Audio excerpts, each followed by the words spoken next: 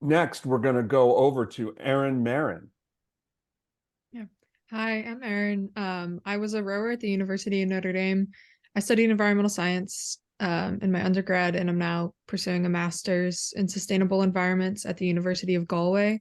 So, living in Galway, Ireland for most of the time, but currently I'm in New Jersey, not too far from Lou, just home for the holidays. And in fact, we had that rare Lou Eco Athletes Champion in-person meeting where we had coffee. Patches, you would may know it at uh, Cafe Angelique in Tenafly, where at the Tenafly Railroad Station. Yes. And so I am, with that said, I'm going to pass it over to Patches as a nice segue to another, keeping it in New Jersey. Am I just saying hi and who I am? Well, first we're going to say R. You. Rutgers. Okay. So I'm Patches McGarrow, currently also living in New Jersey, also a Rutgers alumni. Um, I am strategic advisor for Eco Athletes. I am vice president of the board of YWCA Northern New Jersey, and I'm just looking forward to catching up with everyone. And we are so blessed to have Patches with us. And now I'm going to head over to, because I know she can only stay on for a little while. Actually, the next two are staying on for a little while. One, Melissa Humana Paredes. Hi, everybody. My name is Melissa. I am a Canadian beach volleyball Olympian and a very proud eco athlete. I am currently in the gym, so I apologize for the noise. Um, I'll stay on for a little bit and hopefully rejoin in a little bit when I finish my. Oh, I'm getting out of breath when I finish my workout here. But yeah, I am excited to work with eco athletes on some exciting projects in the new year to help kind of greenify and offset my journey to the Paris 2024 Olympics. And I would love for you to join as well. And we can follow each other. I'm going to stop talking and pass it to somebody else. But it's so great to meet everybody. And I hope to stay in touch in the future. It's great to see you, Melissa, and great to also kind of look in at your workout. So keep those pedal strokes up. Kate, I know it's for a different reason. You're going to have to get off the phone, off the Zoom early, and I think your accent may give a hint to people as to why.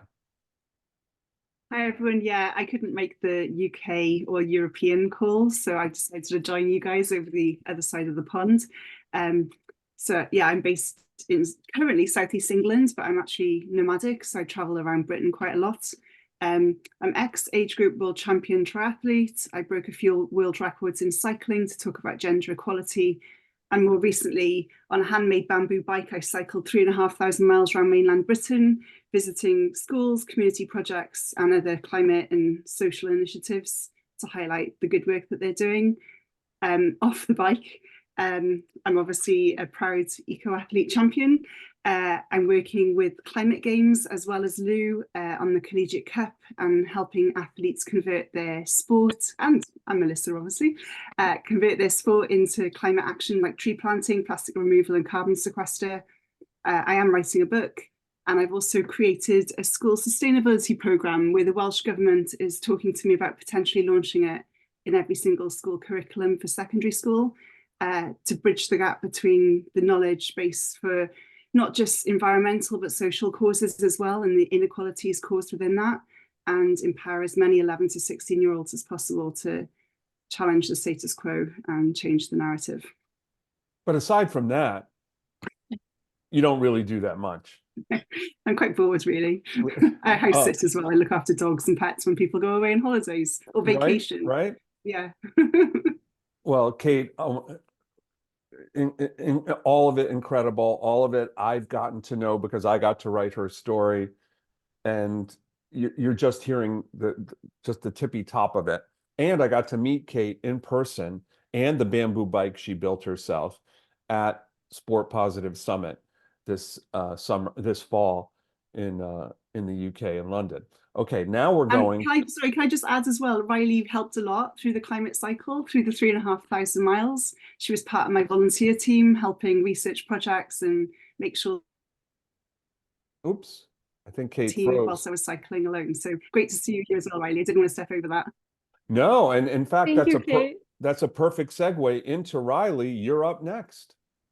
Thank you so much, Kate. It's so great to see you as well. Hi everyone. My name is Riley. I ran cross country and track for Florida State University, and now I'm working for a company called Blue Strike Environmental, and I'm working mostly in the sports sector. So making tournaments, events, and races. I'm working with a couple marathons, which I'm really excited about because that's my sport. Making them like zero waste and as sustainable as possible. So I'm new to my position, but we're getting a lot done and I'm really excited about it. So I've been in Eco Athletes for I think about a year now. A So little more than a year. a little over a year. So happy to see some new faces to me, new to me. But yeah. And I want to thank both Riley and Erin for, even though now they are both graduates from as from college, but when they came to us, they were NCAA student athletes, and both have done incredible work for Eco Athletes on campus, also recruiting and getting other champions to come in from other colleges and universities. And so I'm really excited to have you part of our team. Now we're going to meet a relatively new team member, and that's Jenny. Welcome to your first community chat and to Eco Athletes. Thanks, Lou. Hi everyone. I'm Jenny. I'm a Canadian rower, based on Vancouver Island. I'm brand new here. This is like week 3, I guess. But yeah, I guess I'm not really an expert in environment and I don't have any projects, but I am so eager to learn. I'm about to retire from sport following Paris, and I'll be moving to Tampa from Vancouver Island to live with my husband. And I'm very eager to get involved with climate active sort of groups that are within Tampa. And like, I loved what you said, Gary, about your projects. I had no idea that that was something that was happening in the Seattle. You said Seattle, I believe. I live in Seattle, but that project specifically is going on in Pennsylvania. In Pennsylvania. Okay, so projects like that are things that I'm really hoping to learn from those who are involved with Eco Athletes and see how I can get involved and learn more myself, because I think that's what the world needs right now, just something to grasp on and get hopeful with. So that's really why I'm here. There's a lot of environmental activity within the rowing world. Rowers, I don't know, I'm grateful, but I don't know why, but there seems to be a lot of, especially with water and temperature, a lot of activity within the rowing world as far as cleaning up our oceans and our waterways. And so having seen that for so many years, I think gave me the final push to get myself in the game a little bit as well. And So, yeah. we're glad to have you. And I can say, having had maybe 3 conversations with Jenny so far, she's going places in our organization, and I mean, she's so into it. So don't mean to embarrass you, but I'm really so glad that you are part of our team as well. And now joining in, I always hope that Rydian can come to our 6 in the evening, 10 in the morning, Melbourne, Victoria time chats, and he did today. So I gave away where you are, but Rydian, how are you, and welcome. Yeah, I'm good. I literally just finished a training session, so I came in here to join the chat. Good to see Kate on, and congratulations on your Champions for Earth award, I think it was. Yeah, I actually was on national TV last night. I got interviewed by the Australian Broadcasting Corporation for they were doing an investigation on, like, I guess in Australia we call it superannuation, but it's basically like your compulsory pension saving funds, where some of them had been purporting to, I guess, have like sustainable, ethical options, but then in the fine print they'd be sort of giving themselves out so they could still be investing in companies that were invested in fossil fuels. So that was something that was, yeah, a bit of an exciting opportunity to get my face out and be part of that. And so I thought I'd just share that Was there anything else I needed to talk about, Lou? No, I mean, first of all, congratulations. Second of all, can you send a video of that? Yeah, I'm not sure if it's geo-blocked, but if it is, then just use a VPN and pretend you're from Australia. Okay. Well, first, someone will have to tell me how to do that, but I have a feeling it's figure outable. Gideon, have you posted anything about it? I don't think yet, but it's kind of I've just been really busy, so I'm hoping to get onto that today. Great. And Yeah. just for those of you who don't know, Ridian is a two-time Olympic race walker, and is making a go at a third Olympics for Paris 2024, and has been a frequent commenter and speaker on climate issues, especially as they relate to Australia. So welcome to Ridian, and welcome all, and happy holidays. And so this community chat is going to be both kind of informative in that kind of a snapshot of where we are at Eco Athletes and what we're looking to do next year. And then we're going to share some holiday cheer towards the end. So I am going to share my screen to, let's see, to take you through this snapshot of where we are and where we've been. Let's see. Okay. Hold on. Just 1 second. Wait. Why is this? I can't get. Hold on. Just 1 second. Oh, there we go. Okay. Let's see. Can everybody see that? All right. All right. So just looking over the last 6 months of what's gone on with Eco Athletes. I mean, I've been around since the beginning, obviously, and I am confident in saying that these last 6 months have been the most active and most consequential since probably the first. And just some highlights. We are now up to 143 Eco Athletes champions, adding 16, including Jenny in this last few months. And honestly, we could have added more, but we're slowing down the pace in some respects to make sure that we're servicing and doing right by all of you all. The fastest growing cohort and the biggest are NCAA student athletes. We have 39 as of now and added 7 in the last 6 months. And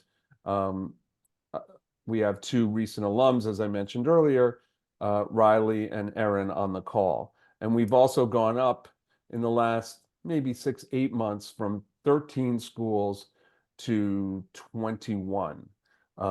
So that's also a big jump. We've had incredible media coverage, and this is a conservative estimate because we're not able to pay Nielsen to scrub all of the media out there and the internet, et cetera, to find everywhere an Eco Athletes champion is out there talking about climate or the environment. So this is just what we were able to pick up. And this is including traditional and social media, 61 million, total reach, which is up 18% versus the prior 6 months.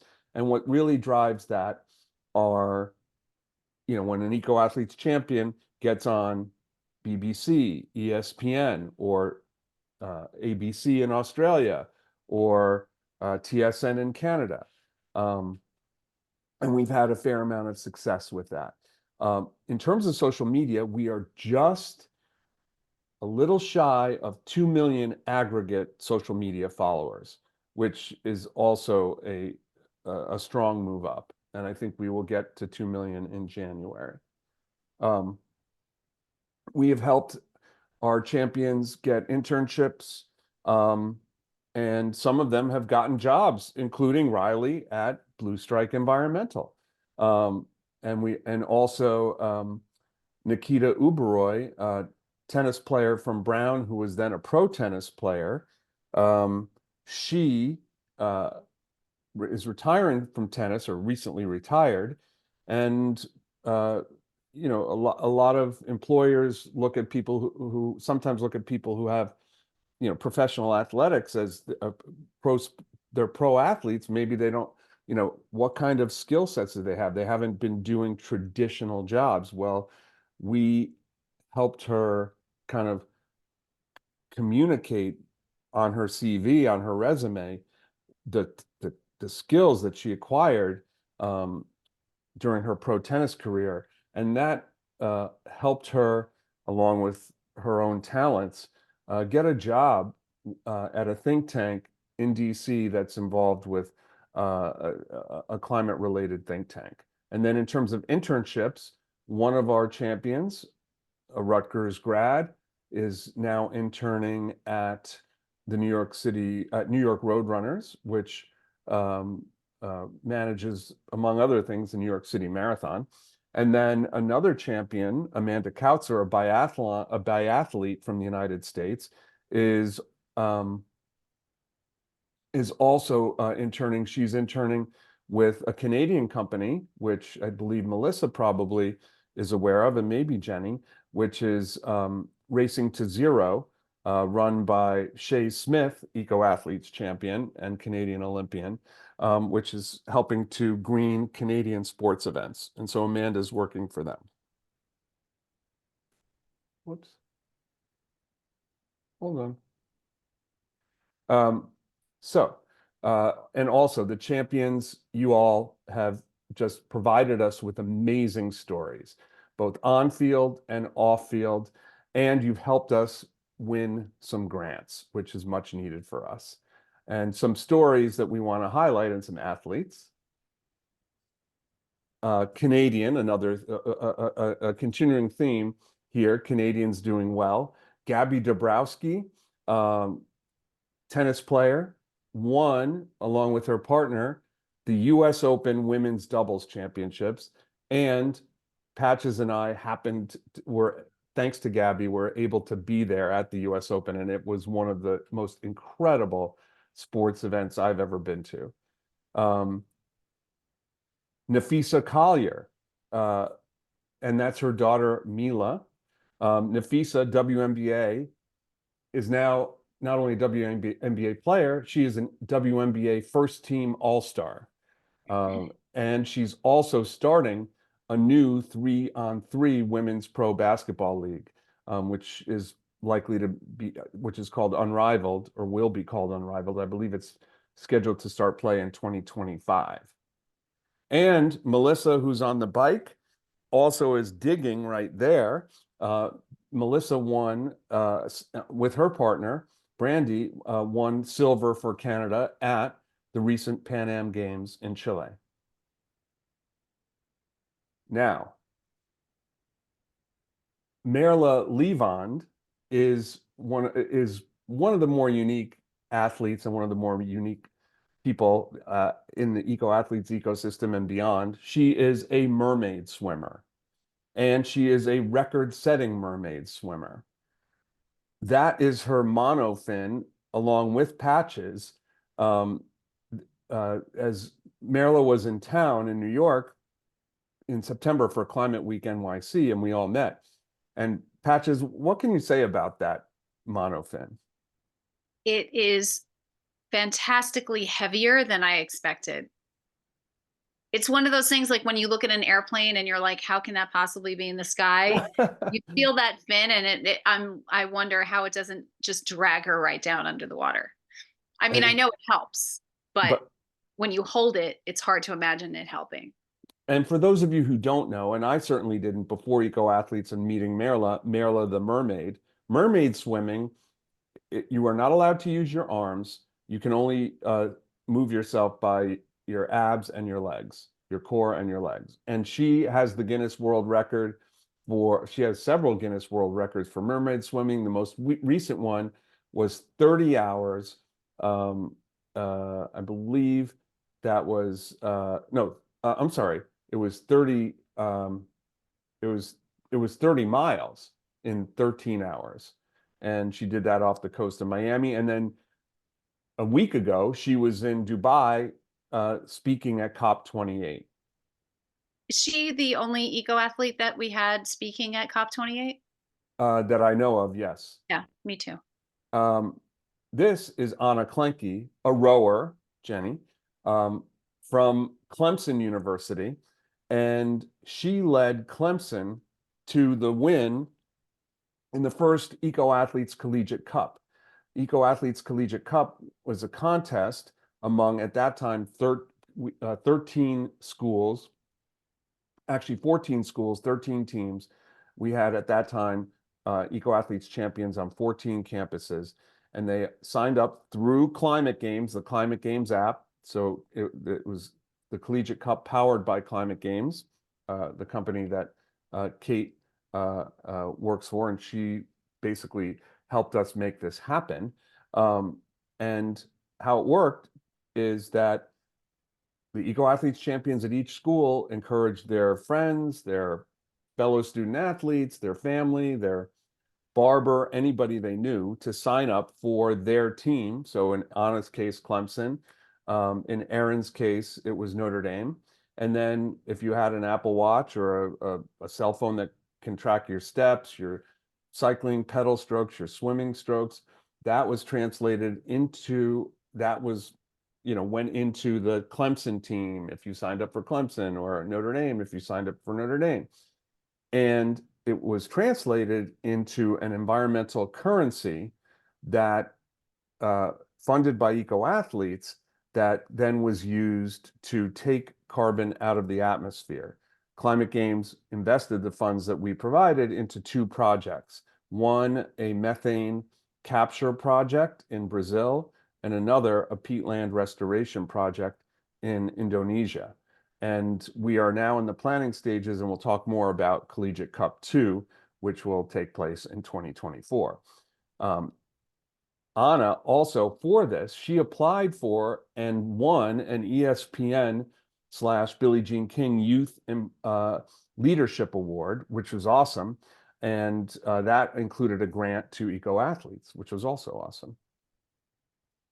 And Elena Olsen, a member of Team USA's Rugby Women's Sevens program, also won a grant. This from the International Olympic Committee.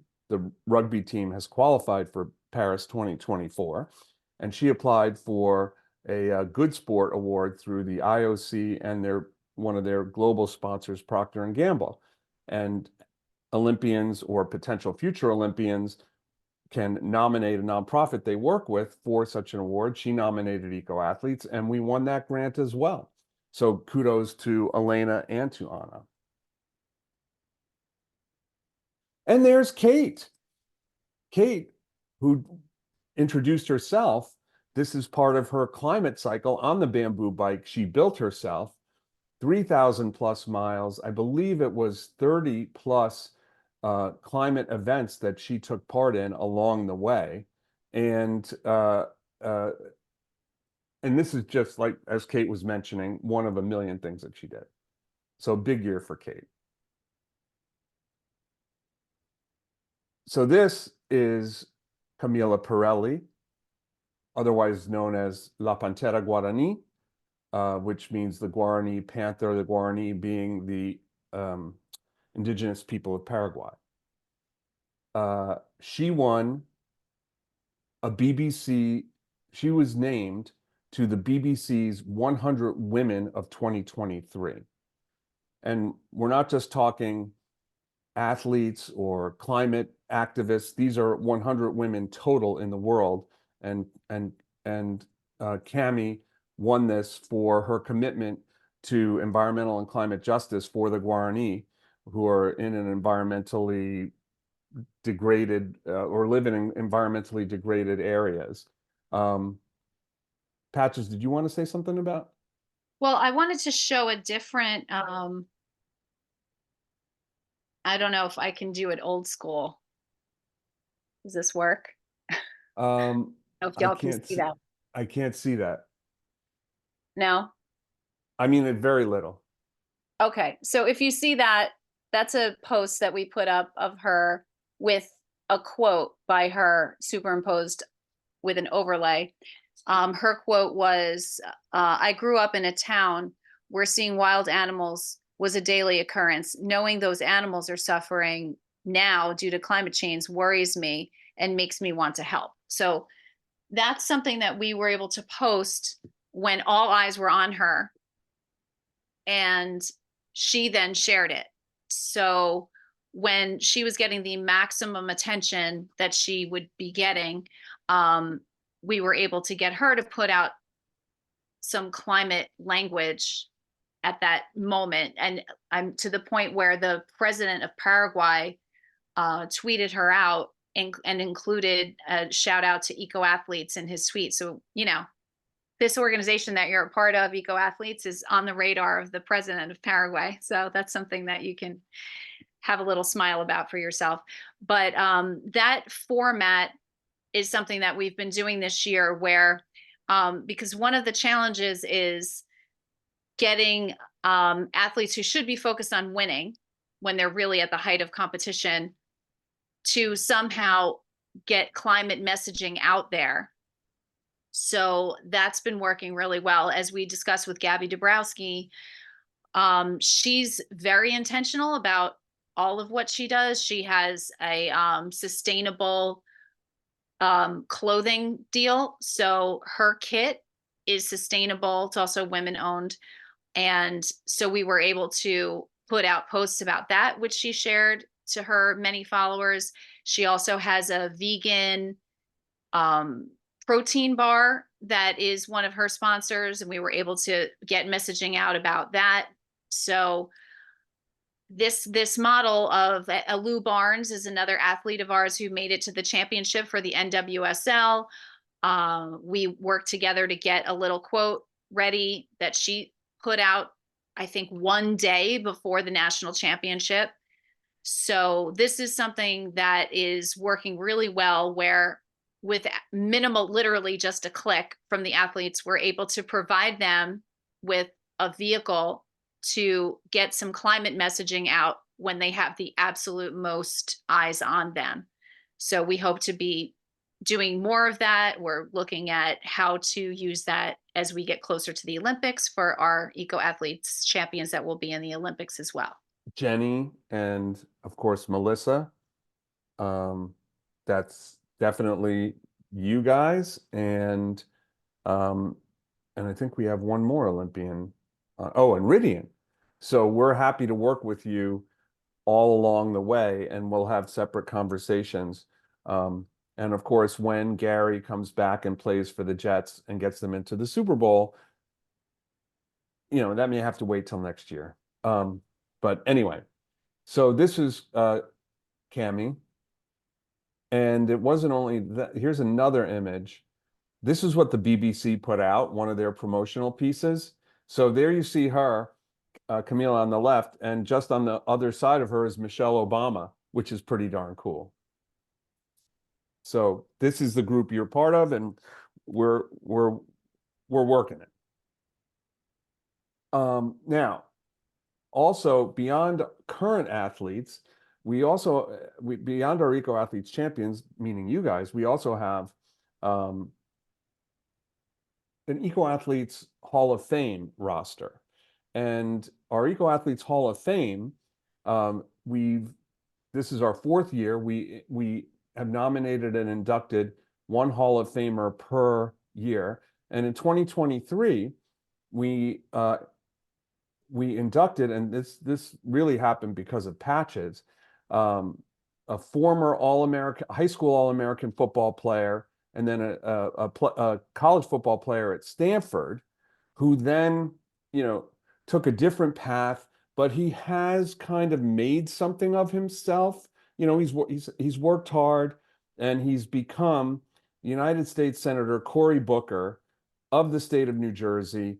and we, you know, Patches is connected to Cory, or I'll say Senator Booker, through, well, I'll let her tell the story, but we are honored He's to just have. he's one of my oldest friends at this point, just because I'm old. But No, he's been friends, best friends with my husband since they're 9. So our relationship is one of a close personal one. We've also worked together in politics throughout the earlier part of his career. I was also the treasurer for his presidential campaign. So which is pretty started with the very humble beginnings of a council race in Newark and led to that. and you know, it was cool, you know, when Patches was working with us and we were talking about, you know, bringing this to Senator Booker, being an Eco Athletes Hall of Famer, you know, I knew, and Patches kind of confirmed that he gets a lot of incoming, you know, asks, and I didn't know if he'd want to do it, but like we brought it up to his staff, and within a day, oh yeah, we're going to do this, which is great. It was very generous of Senator Booker. Hopefully it reflects well upon us as well. So those are the highlights, and not only what we've done, but who is doing it. Some of the challenges we faced. We're still very underfunded, lean, and understaffed, and relying on volunteers. And, you know, I'm of two minds of this. You know, it's hard and overwhelming at times. And then I look back and like that list of the highlights that we were able to accomplish. And in the first slide, I was like, holy cow, we did all of that. You did all of that. And Patches, a key cog in this. So, but this is the reality. You know, so fundraising is challenging, especially when you get, you know, we had success in the sports space with ESPN, Billie Jean King, and IOC, but we would love to get, and we are working towards getting some grants from the green world and the sustainable business world. You know, also to get a consistent social media presence. We've, you know, had some ups and downs with that, but I'm confident we're moving in the right direction there. We don't have active NFL, active NBA, NHL yet, but we are getting there. EPL as well. Premier League. Wait, Jenny has a question. I do. Whoa, I do.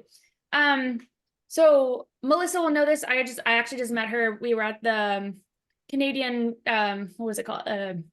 It's like a pre-Olympic send-off. It's like a lab.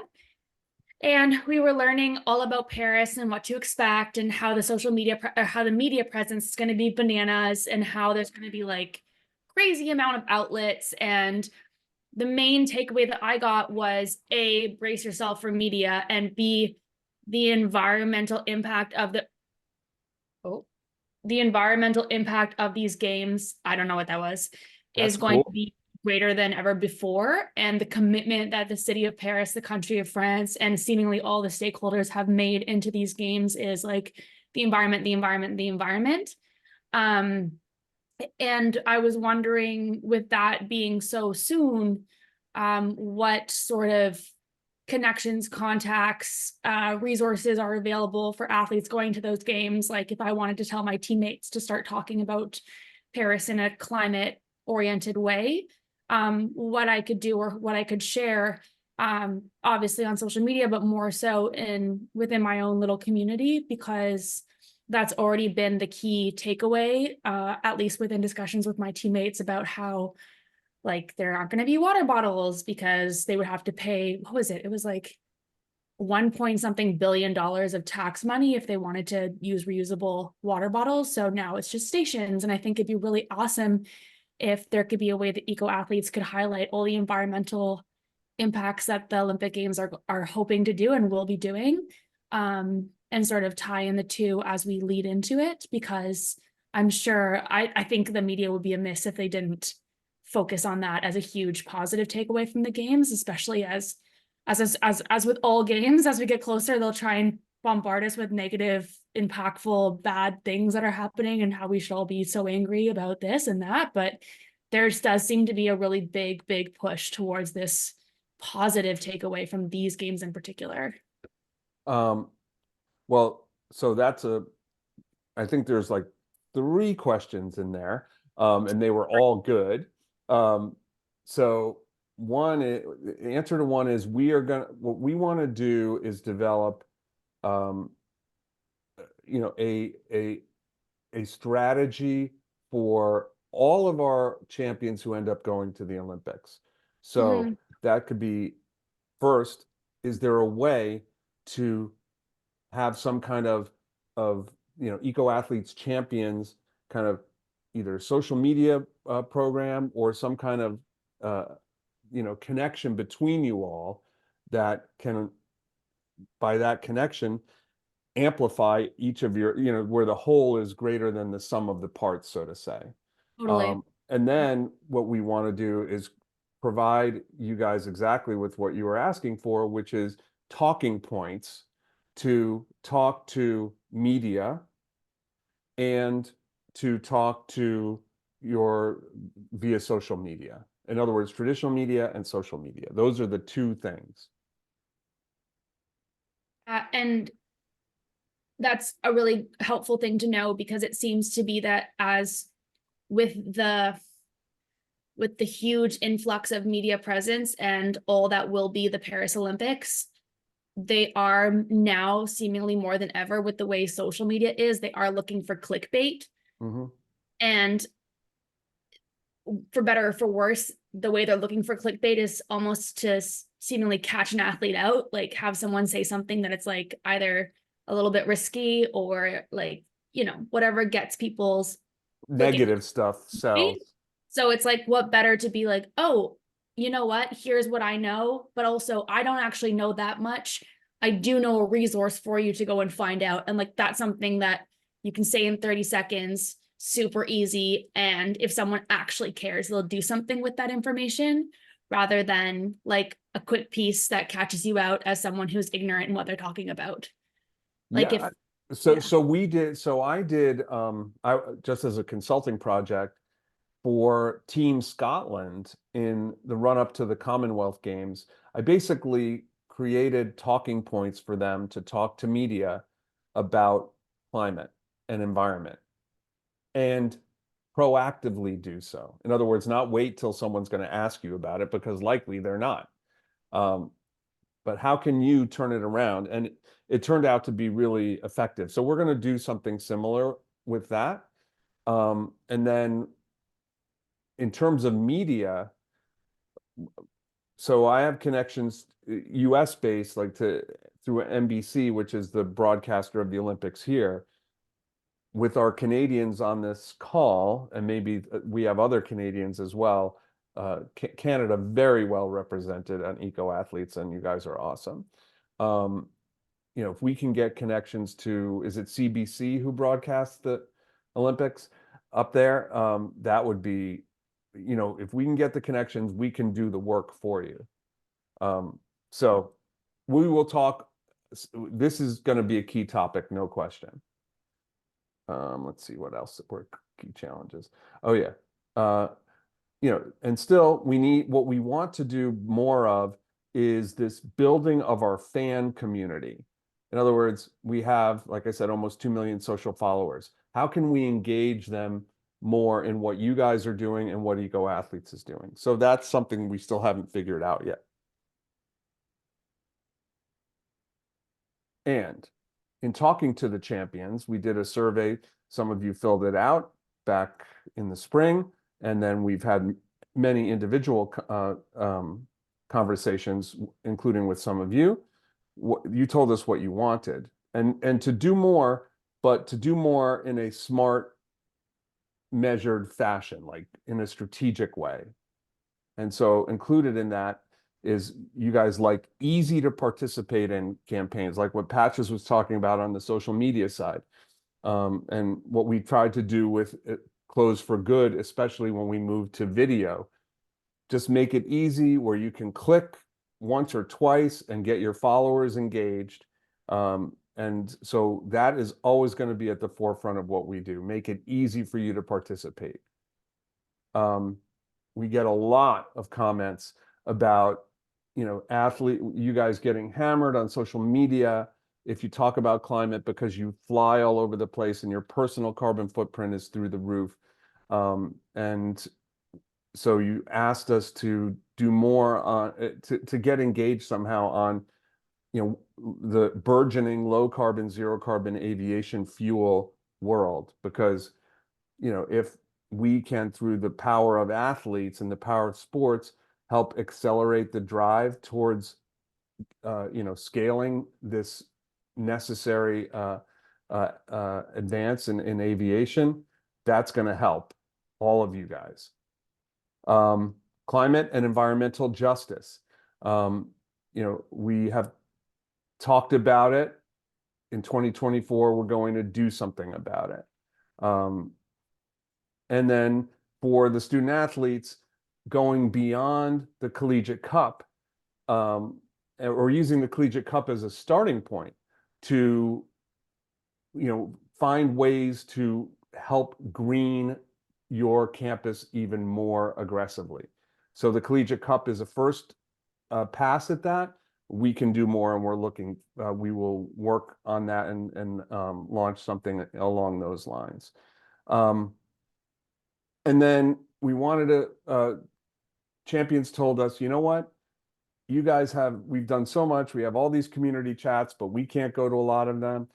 You guys have all these interviews. Is there a way you can put all of this stuff in one place so that we can just easily access it, so we don't have to ask you, and we can just find what we need to? Similarly, not only with Eco Athletes content, but climate content.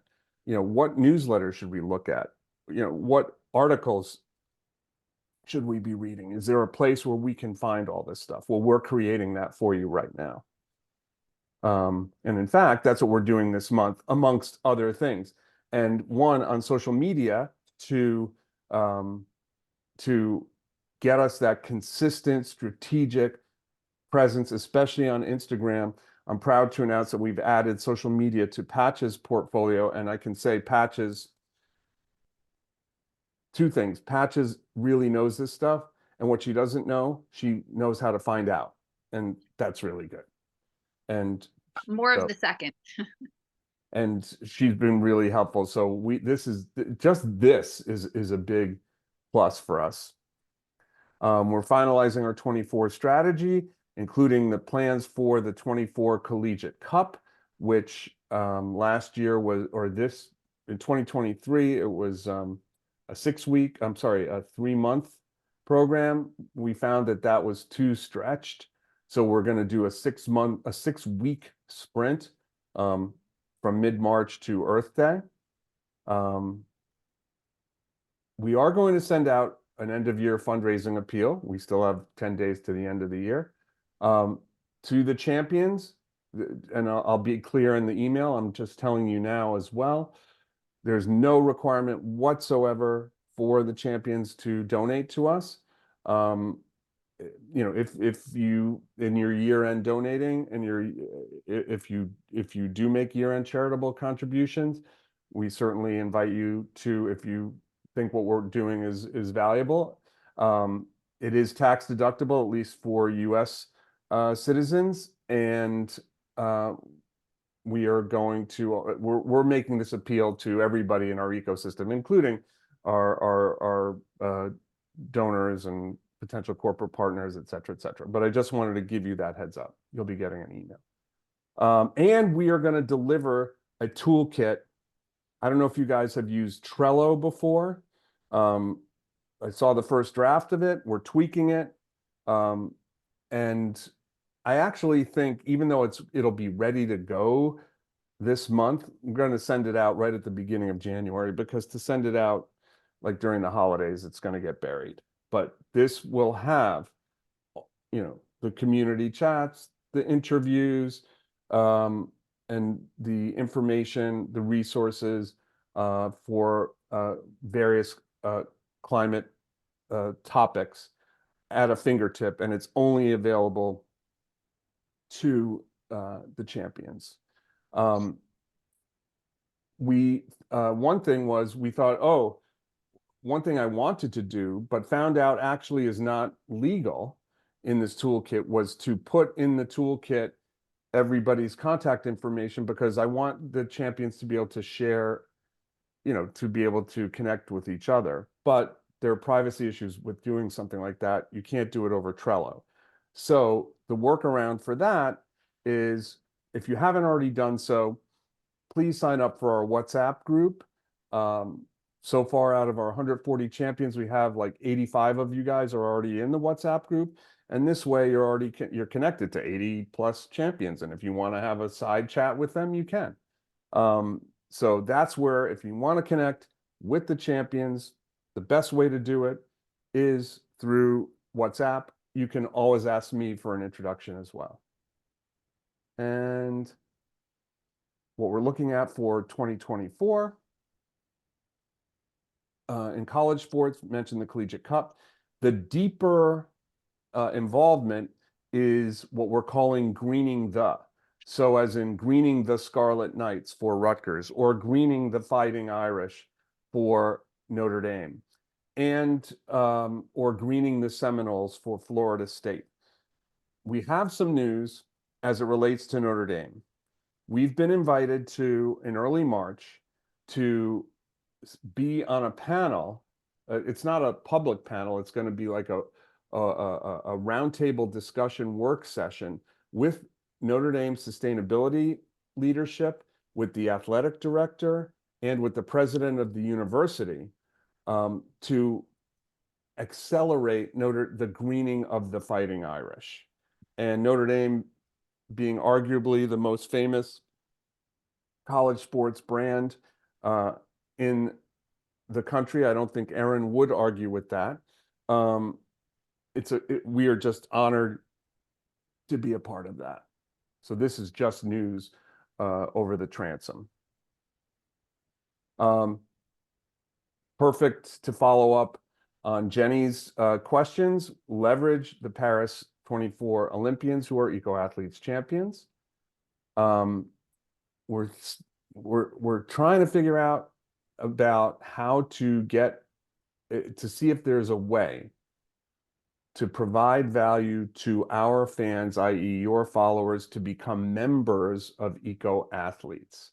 And, you know, for example, the first year of eco-athletes in the Christmas time 2020, we did a plant-based recipe book from eco-athletes champions with their recipes in it. I believe Gary had a recipe in that. And, you know, and we gave that to people who donated $10 or more. Well, what if we could create ways where every month a member of the Eco-Athletes Green Fan Club, I'm making it up, would get some kind of unique value such that they would pay $3 or $5 a month. Obviously, they would have to think that they're getting much more for that, the value than that. So anyway, we're looking to figure out if that's a real possibility. And then we're going to begin our move towards a low carbon, zero carbon aviation fuel initiative. And so there, that segues into the announcement, and this is just for us, this is not for public consumption yet, of our 2024 Hall of Famer, who will be announced on Earth Day. And that is a fellow named Kyle Clark. And he played ice hockey at Harvard and then professionally in the AHL, which is the league right below the NHL. He also just happened to be an aviation engineer, and he started a company called Beta Technologies, which now has raised, I believe, over $1 billion in venture funding for electric aviation. And his company now has planes fully electrified that are flying in the air in the United States, US only for now. They're 2-seaters, but they're working on 8-seaters, 12-seaters, etc. And they are really working to greatly accelerate the progress towards a scaled electric aviation market, which personally, I much like the idea of that rather than sustainable aviation fuel like biofuels. That has a lot more environmental issues. Anyway, he's going to be our Hall of Fame inductee, and we are having conversations in January about potential partnerships, Eco Athletes and Beta Technologies. So that's an announcement, but just keep that under your hat. And for our holiday chat, actually, because I want to make sure everybody has a chance we were going to discuss fan membership program elements. We could. This is more just to always let you know that we are looking for new potential champions and funders. If you have any introductions, we're always happy to listen to you and listen to those ideas for introductions and talk to folks. But more importantly, we will start our holiday festivities with this question: what is your favorite holiday gift you've ever received? And now I'm going to stop sharing. And does anybody want to go first? And you can go back as far as your life, as far in your life as you want to go, or could be last holidays. Anybody want to start?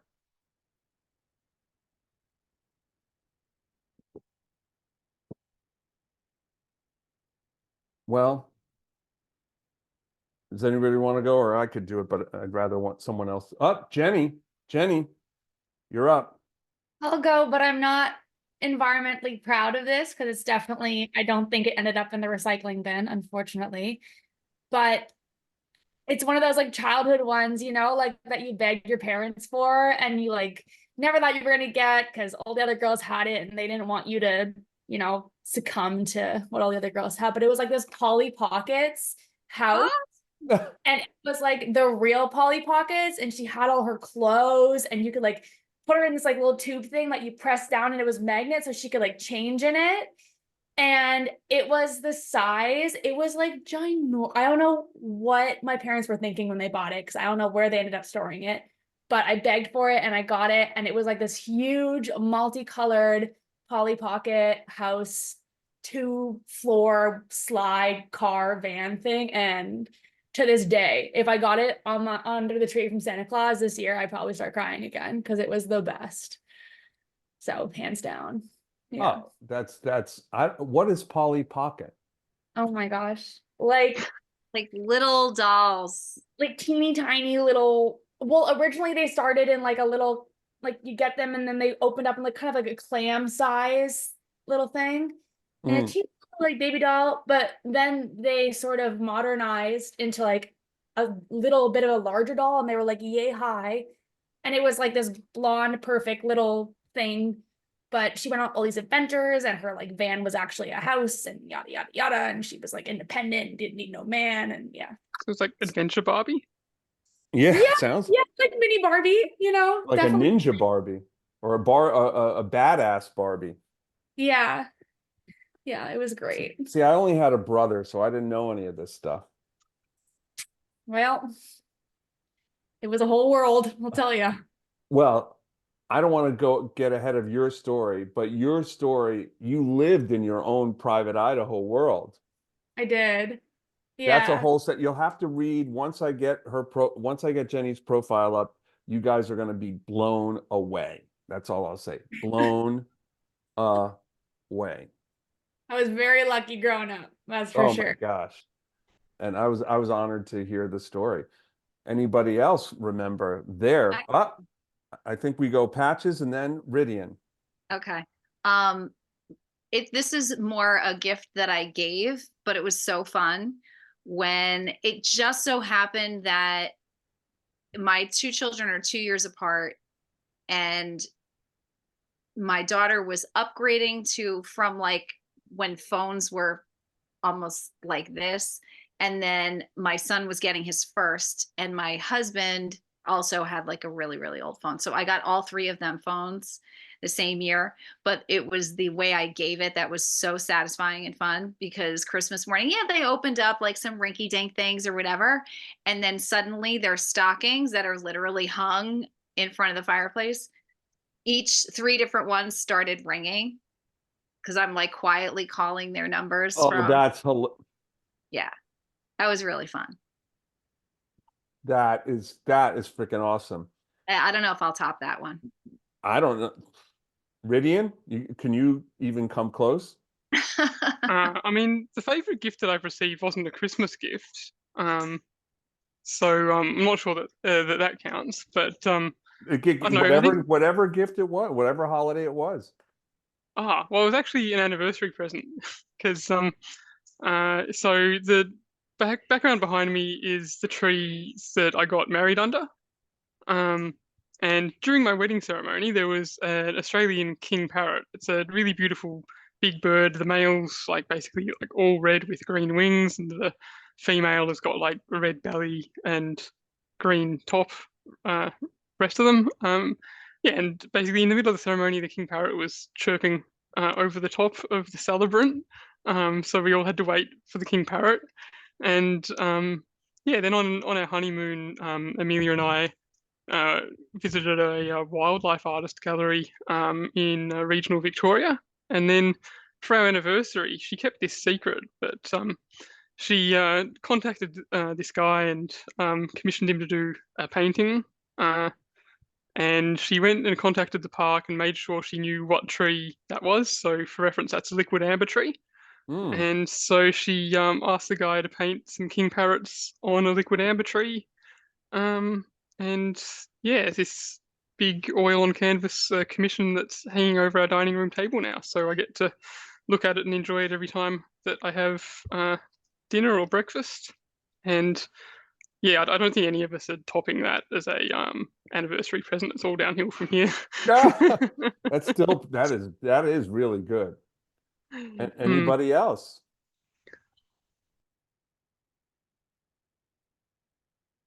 I think we have Kate. Well, it was when I was 18, it was my first ever bike. So I'd only until then borrowed bicycles. I'm quite late to the game in cycling. And it was a real big special treat because my parents bought for the family a trip to Brooklyn, New York. And I got it was a carbon bike, it was Trek. I got it from Brooklyn and I had to bring it back on the airplane. And it was way before I'm born in the 70s. So this is like carbon was not even in Britain at the time. So I felt so special riding this like green Trek bike. Unfortunately got nicked, stolen a few years ago, but until then I was still riding it every single day pretty much. Oh, How good is that feeling of having your first bike though? That is like, awesome. I remember getting my first bike for Christmas as well. Melissa, are you still here or did you leave? No, I'm here. I just taking a quick break before I hop off actually, but I'll just share my favorite gift, which happened to be for Christmas. It was actually meant to be for my birthday, which was in October. And I was probably in 8th grade, and for the longest time, for as long as I remember my life, I had always begged for a puppy. That year, somehow, I guess I convinced my parents enough, or they were just so tired of me always asking for one. They got one, and we were going to see all the different puppies, and this one particular litter had some health issues. So they weren't able to give them out right away, which was supposed to be around my birthday time, which was October. And which was so disheartening because I was hoping that we would get one for around that time. And then without me knowing, a few months later, come around the holidays, my parents surprised us with a golden retriever puppy. And she lived for a lovely 15 years, long and healthy. And yeah, that was probably my best gift yet. Incredible. Well, now I know, I think you have another holiday thing to go to if correct. I do. Oh, I have to finish this workout and then I have to run to another holiday event. But yeah, I am gonna hop off. So it was a pleasure to meet everybody and to hear about the amazing challenges and opportunities for eco athletes. So excited I got to join and see some familiar faces. It's great to see everybody, and I hope we can reconnect in the future. And go Canada. Go Canada! Yes. There it is. All right. Have a good one, Melissa, and happy holidays if we don't talk before. And Kate has to, because Kate, it's already 12:04 tomorrow where you are. It's tomorrow. Lovely seeing you all. Thank you so much. Happy All right, great to holidays. see you. Happy New Year. Bye. Erin, do you have a great gift that you were received? I was trying to figure out between like a couple different ones. I don't think there was one in particular that was like my all-time favorite. But I think the first one that came to mind is one year. It was kind of a gift to me and my siblings. We got a pair of green anole lizards, which my dad had when he was a kid, and they were like one of his favorite childhood pets. So we got the same, and though they lived for a while, but I remember having a particular tough time naming them. So for some reason, we just decided to split lizard, and we named them Lizzie and Artie. They lived for a while, and were great pets. Couldn't really play with them, but they were fun to watch and especially feed, because you'd feed them the live crickets. And I think those were probably up there with one of my favorites. Those are awesome. Gary, do you have a one that you think of?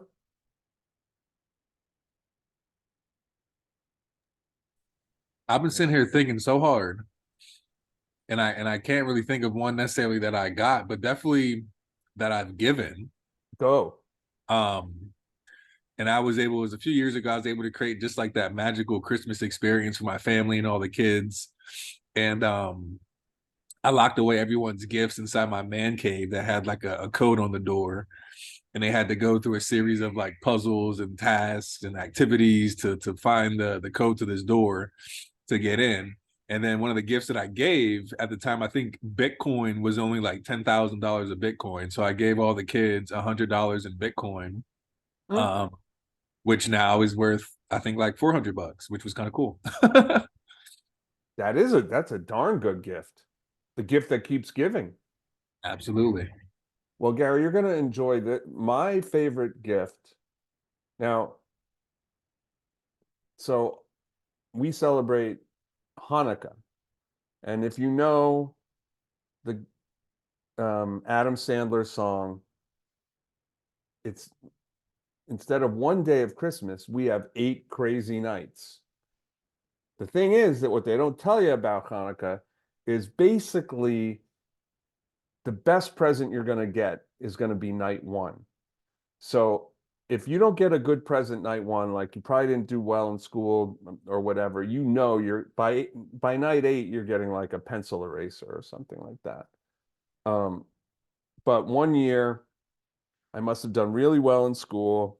This is when I was 10. And it was also the year that the Jets won their only Super Bowl. In fact, the only Super Bowl they've been in. And this is 50 plus years ago. So I was 10. I was a Jets freakazoid. Still am. So my parents got me a Jets uniform, but it wasn't only the uniform. It was with the shoulder pads, the knee pads, a helmet. And like I never played tackle football before. We played touch football in the street or whatever. But so I didn't know what to do with myself. So I get this uniform on, I put it on, and then I would imagine I was playing in the backyard a game, and I'm announcing it because I'm like, at that point, I was a wannabe sportscaster.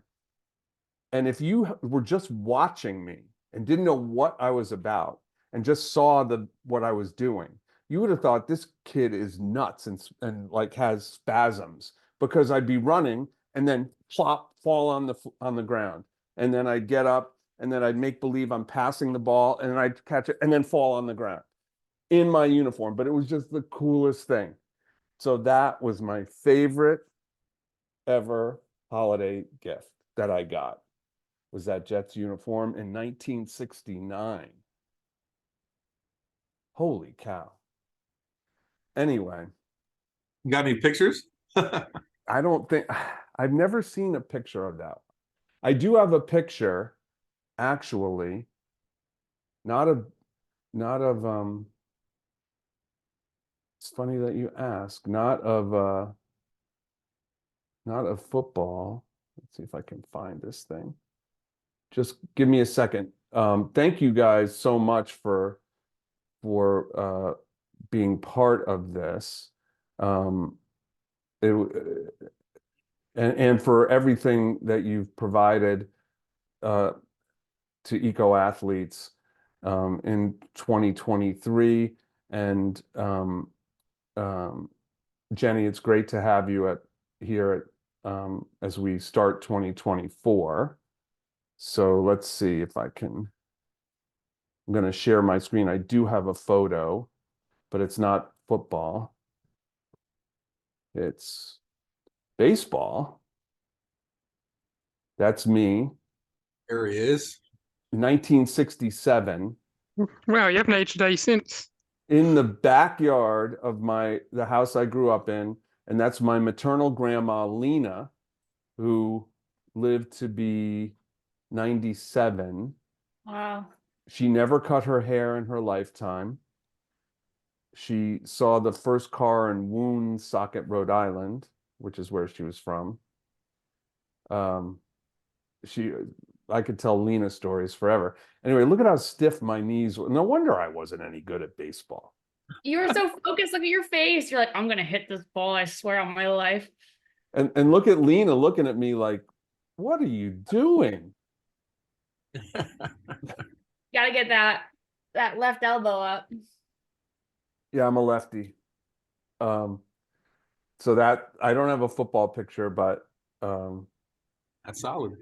yeah. And that's a wiffle ball bat. Anyway. So anyway, thank you guys. I hope this was I hope you enjoyed our holiday get together. No, it's always good to catch up with other eco athletes. Oh, if you could, for the other ones, because if you could send out a calendar invite by chance, that would help me definitely make these more often. I send a calendar invite. Huh. I used to see them, and I didn't see one for this one. For Oh some reason. yeah, I sent a calendar invitation, and Yeah, I sent- usually what I do is I just manually copy the Zoom link into my own calendar thing, so I remember, because I don't get the calendar invites either. that's so weird. I wonder if it's because I'm sending it, I use iCal, the Mac system. I wonder if it's not compatible for, like, should I be using something else to send a calendar invitation? But I get stuff from other formats. Like You're right. Like it says like when I just pop it up now, it says Siri found an event, but it doesn't like go right to I have to like outlink it. I don't know if that's the same for everyone. I have to figure this one out. Oh, a couple of community chat notes for early 2024. We're waiting on a date in January for a media training community chat on how to talk climate. Then March 7th. Now, Ridian, we can only do it at it's not a good time for you. I'm sorry, I couldn't. I might be in China at that time, actually. So, I mean, it Well, won't help me time zone wise, but we are getting Dr. Catherine Hayhoe, the climate scientist, the climate communicator, the head of the chief scientist at the Nature Conservancy, Hall of Famer for eco athletes, etc., is going to speak to us that morning in the US, but it's like 2:30 in the morning Melbourne time. So fun. but we will record it. And Ridian, if you want me to ask her a question on your behalf, I'm happy to do it. Hmm. So we have time for that one. And then there'll probably be one in February from one of our champions in between the media training and Catherine. So that's what we've got upcoming. And if you guys haven't seen Catherine, she is all that. Yeah, or you can see the content that she puts out. She's pretty good with, Oh my gosh. with that And- social media stuff. And she has a book that I recommend if you're looking for, and it'll be on the Trello thing. If you're looking for a climate book that, you know, gets you to feel like we're not doomed. In fact, the opposite. And she's Canadian also, by the way. The book is called Saving Us by Dr. Catherine Hayhoe. I'll put it in the chat.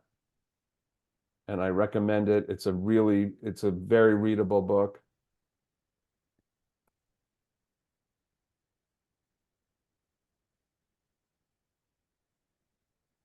And there you have it. So I hope you all have a great holiday and do fun stuff and give great gifts. And we have whichever holidays you celebrate, including Festivus, which is Saturday. Yeah, or solstice. I guess that's tomorrow. Tomorrow, no, solstice is Thursday. 21st. Tomorrow for me. Oh, right. And how do you all know what Festivus is? Ridian does that. Festivus is I'm old enough to know the reference. Festivus is a holiday. Festivus for the rest of A us. Festivus for the rest of us that was made up by the writers of Seinfeld. And it was Frank Costanza, George's father, invented Festivus because he didn't like the commercial aspects of Christmas, and he also felt that tinsel is very distracting. So Right up there with anti-dentite. Like yes. So with Festivus, and my wife and I celebrated, it's the 23rd this Saturday. Instead of a tree, we have a fiberglass pole because it has a very strong strength to weight ratio. We then have the airing of grievances, where we tell everybody how they've disappointed us in the past year. And then, of course, we do the feats of strength, which for us is thumb wrestling. So, and if you Sounds fun. just Google Festivus Seinfeld, you'll see the highlights or the whole episode, and then you'll say, oh, now I know what he's talking about.